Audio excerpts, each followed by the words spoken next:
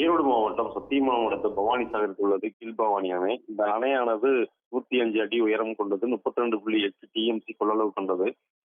இந்த அணையின் மூலம் 2,07,000 ஏக்கர் விவசாய நிலங்கள் பாசன வசதி பெறுகின்றது. அதேபோல் ஈரோடு, கரூர், திருப்பூர் ஆகிய 3 மாவட்டத்தில் உள்ள சுமார் 10 லட்சம் மக்களின் குடிநீர் தேவையை பூர்த்தி செய்து வருகிறது. இந்த நிலையில் பவானி சாகர் அணைக்கு நேற்று காலை நிலவரப்படி 4,981 கன அடி தண்ணீர் வந்து கொண்டிருந்தது. இந்த நிலையில் இன்று காலை நிலவரப்படி 3,107 கன அடியாக குறைந்துள்ளது.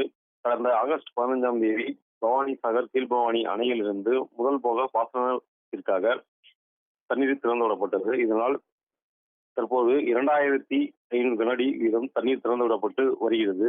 தற்போது அணையின் நீர்மட்டம் 97.35 அடியாகும். நீர் இருப்பு 26.70 அடியாக உள்ளது.